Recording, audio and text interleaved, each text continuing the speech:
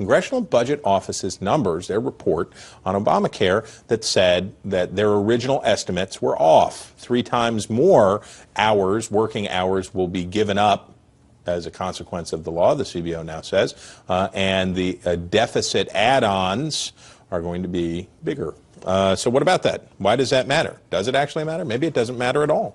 People who know what matters include Ford O'Connell. He is a political analyst. Obviously, he's here, so he's a political analyst, but he is also the author of Hail Mary, the 10-Step Playbook for Republican Recovery. He is a Republican. He is a former presidential campaign advisor. He is a pretty big deal.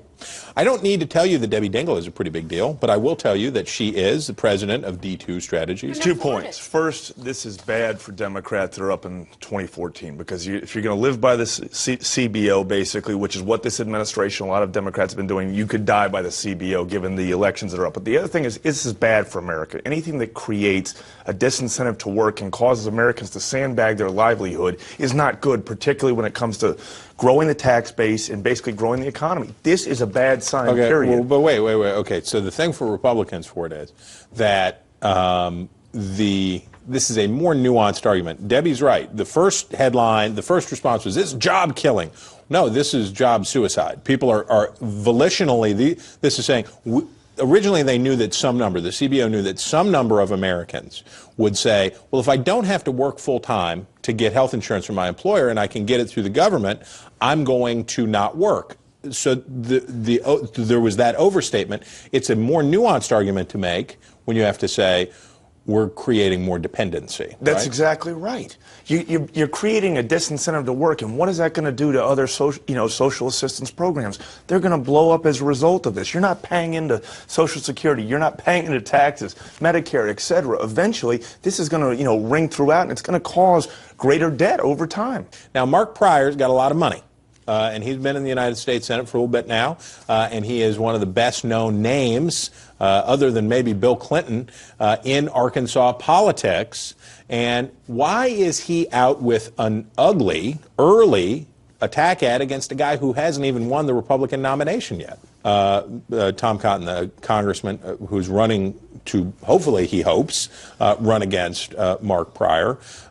You're named by name. Your name ID, normally an incumbent doesn't take a chance to increase the name ID of an opponent, but the assumption here is, I think probably similar to the Obama campaign in 2012, where you say, everybody's going to know everybody's name. Let's get out early with the hit and define our opponent, use an early cash advantage to score some points. Well, that's exactly right. Pryor is the most vulnerable Democratic incumbent up in 2014. He is fighting for his life. He's going to do everything possible. I disagree with you. Name another incumbent who's more vulnerable than Pryor.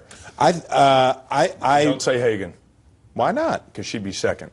I agree with you. No, I think Kay Hagan right now is more vulnerable. She's got a good draw. He's fighting for his life, okay, and he's going to do everything possible. And eventually, with the current attack ad that they have out there on Pryor, what he wants to do essentially is turn this to social issues and gen up what we'll call single women, minorities, and basically a lot of young people in Arkansas. Make them aware of the issues.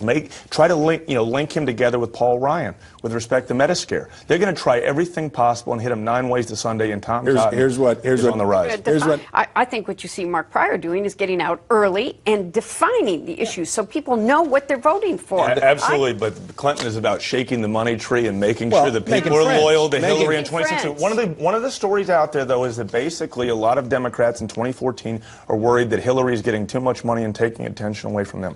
And this is some way for them to help pay it back, smooth over the fences. It's going to be interesting to see what happens. But Democrats have to start acting like winners, too, which, by the way, they're going to. But Michigan's competitive. Michigan's a better pickup opportunity right now for Republicans in Iowa. And frankly, right now, Snyder is holding his own. We're much more concerned on the Republican side about Rick Scott in Florida because we actually think Corbett in Pennsylvania may well be toast. Corbett in Pennsylvania is looking nicely toasted. Now it's good because. Well, then again, who do the Dems pick? It's sort of like the reason why I didn't pick Kay Hagan in North Carolina.